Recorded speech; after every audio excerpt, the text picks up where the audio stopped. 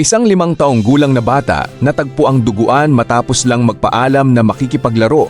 Pero ang mas nakakatakot, ang huling taong nakita kasama niya, maaaring siya ring gumawa ng krimen. Sa video na ito, hindi lang natin susundan ang nangyari.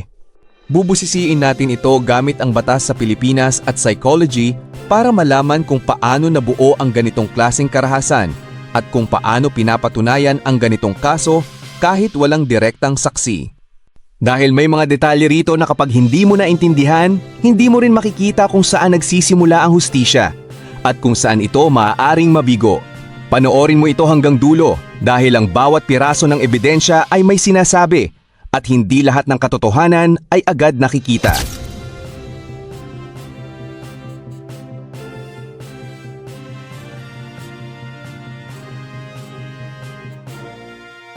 Napaka masamang balita po, nakakalungkot na balita itong unang araw na bumungad sa amin. So, yung anak niyo po ay 5 years old at nagpaalam lamang na siya po ay makikipaglaro sa kanyang pinsan. And then, saan po natagpuan yung anak niyo na duguan na lamang? Doon din po sa lugar din namin, sir. Kaso may sakto lang at isang bakod po. May bakod po kasi doon sa amin, sir. May nakakita ho ba kung sino po ang may kagagawan doon sa anak niyo? Sabi niyo natagpuan duguan. Huminto muna tayo dito dahil sa unang bahagi pa lamang ng kwento, makikita na natin ang bigat ng sitwasyon. Isang 5 taong gulang na bata na natagpo ang duguan matapos magpaalam na makikipaglaro. Bilang isang psychologist, ito ay isang napakalakas na indikasyon ng vulnerability ng bata. Dahil sa ganitong edad, ang isang bata ay walang kakayahan na ipagtanggol ang sarili laban sa isang mas matanda o mas malakas na tao. Sa konsepto ng victimology, ang mga bata ay itinuturing na high-risk victims dahil sa kanilang inosente at trusting na kalikasan.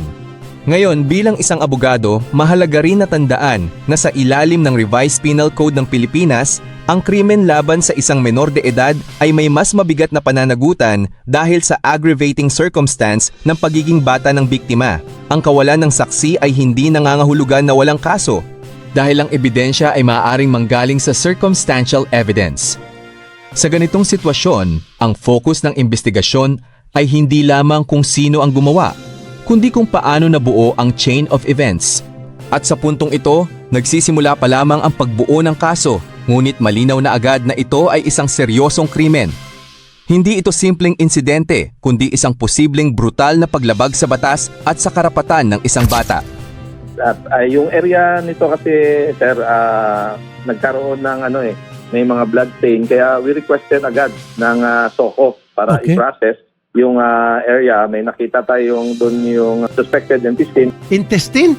Oo, ng human intestine, possible human intestine. Pasintabi po sa mga nanonood ha. Intestine, ibig sabihin nalaslas po yung kanyang tiyan kaya lumabas yung bituka. Yun po yung suspected natin after nung, kasi nga wala pa kaming Ang detalyeng ito ay napakahirap pakinggan, ngunit mahalagang maintindihan sa konteksto ng analysis.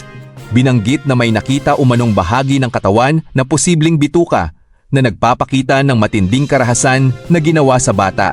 Bilang psychologist, ang ganitong uri ng pananakit ay hindi lamang impulsive, kundi maaaring indikasyon ng matinding galit, aggression o psychological disturbance ng suspect. Ito ay hindi karaniwang aksyon ng isang taong nasa normal na emotional state.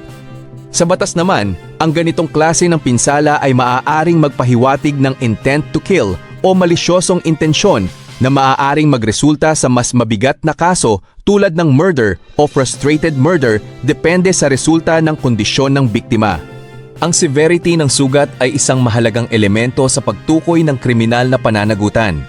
Hindi lamang ito basta pananakit, kundi isang aksyon na may potensyal na pumatay. At kapag ang biktima ay bata, lalo itong pinapalala ng batas. Kaya sa puntong ito, makikita na ang krimen ay hindi lamang marahas, kundi may malalim na implikasyon sa legal at psychological na aspeto.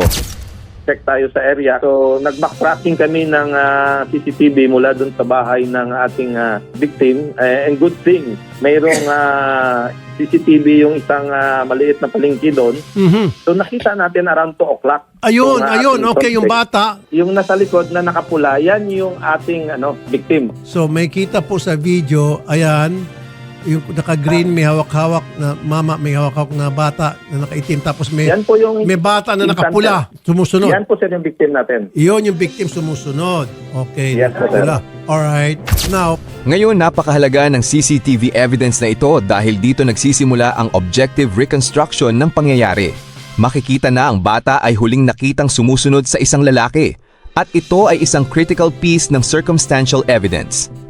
Ang ganitong uri ng ebidensya ay mahalaga upang ma-establish ang tinatawag na last seen doctrine, kung saan ang huling taong nakita kasama ng biktima ay maaaring ituring na suspect kung walang maipaliwanag na alternatibong pangyayari. Sa psychology naman, ang ganitong sitwasyon ay nagpapakita ng trust ng bata sa taong kasama niya na maaaring kilala o pamilyar sa kanya.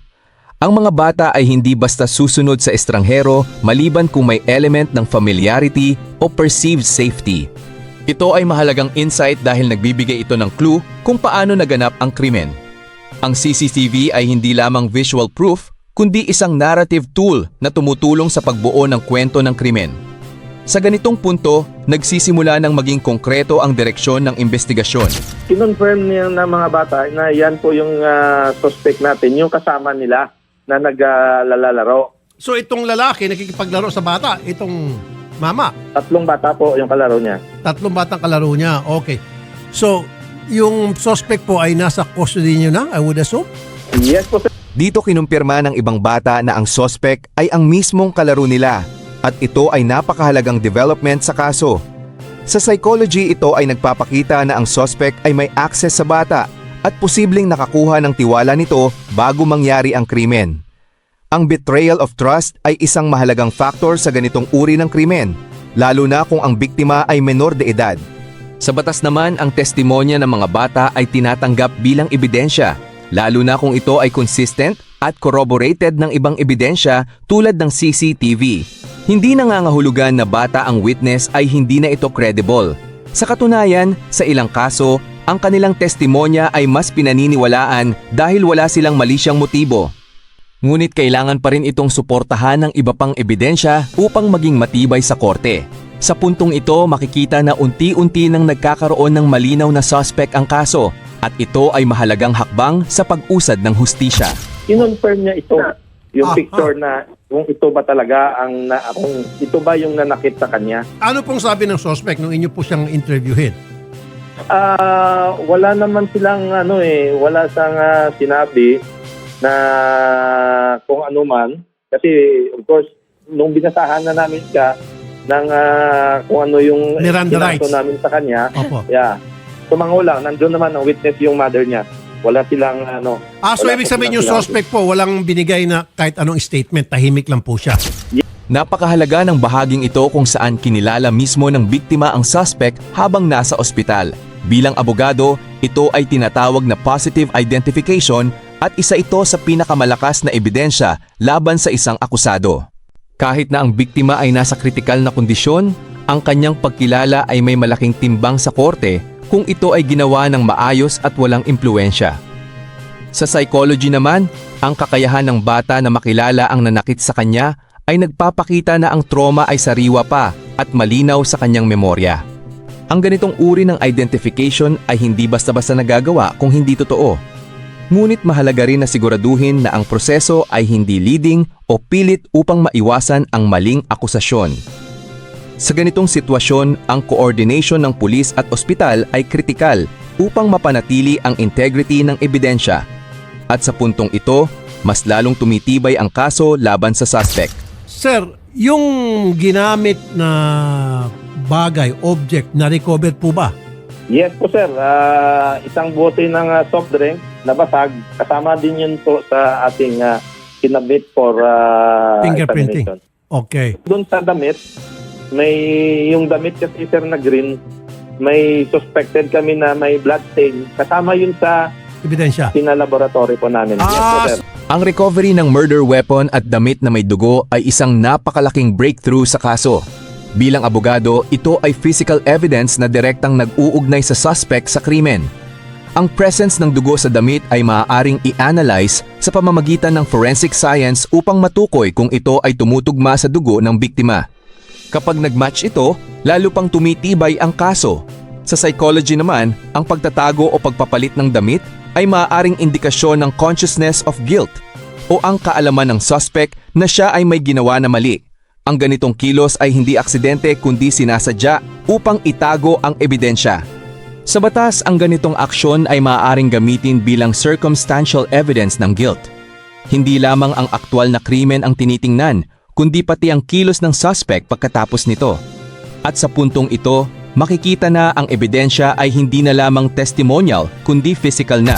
Tumatawag din sa atin na gustong tumulong sa kanila, so binibigyan natin directly doon sa magulang. Baka kasi may magsamantala na naman na gustong tumulong, baka kung saan-saan pa. Kaya we go directly po sa magulang ng ating Very biktima.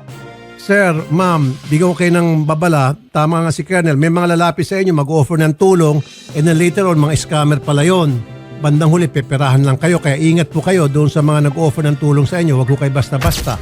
Ang babala tungkol sa mga scammer ay isang mahalagang paalala sa ganitong sitwasyon. Kapag may trahedya, may mga taong nagsasamantala sa kahinaan ng biktima at kanilang pamilya. Sa psychology, ito ay tinatawag na opportunistic behavior kung saan ginagamit ang sitwasyon para sa sariling pakinabang. Sa batas naman, ang ganitong gawain ay maaaring pumasok sa krimen ng estafa o fraud kung may panlilinlang na naganap. Ito ay isang hiwalay na usapin ngunit konektado sa mas malawak na konsepto ng exploitation. Ang pamilya ng biktima ay nasa emotional distress, kaya mas madali silang malinlang. Kaya mahalagang may awareness ang publiko sa ganitong modus. Ang krimen ay hindi nagtatapos sa isang insidente lamang. Maaari itong magdulot ng iba pang uri ng panlilinlang. At ito ang dahilan kung bakit mahalagang hindi lamang ang pangunahing kaso ang tinitingnan, kundi pati ang mga posibleng epekto nito sa paligid. Sa huli, ang kasong ito ay hindi lang tungkol sa isang krimen. Ito ay salamin ng kung paano nagtatagpo ang batas at pag-iisip ng tao sa mga pinakamadilim na sitwasyon. Bilang isang analyst, mahalagang tandaan na ang hustisya ay hindi lang nakabase sa emosyon, kundi sa ebidensya, proseso at tamang pag-unawa sa kilos at motibo ng bawat taong sangkot. At bilang isang manonood, mas mahalaga na matutunan natin kung paano magbasa ng mga senyales, umunawa ng human behavior at maging mas mapanuri sa mga nangyayari sa paligid natin. Kung gusto mo ng ganitong klaseng malalim na pagsusuri kung saan pinagsasama ang Philippine law, psychology at real-life crime analysis, welcome ka dito sa PH Crime and Psych. Huwag mong kalimutang i-like ang video, mag-subscribe at i-click ang notification bell para hindi mo ma-miss ang mga susunod nating case breakdown. Dahil dito sa PH Crime and Psych, hindi lang tayo nakikinig sa kwento. Inaalam natin ang katotohanan sa likod nito. Ayoko na lang, doktor. Gusto ko na. Ang gulo mo. Ano ba ginagawa ng polis? Kukulong lang pag naglakot siya ng pera.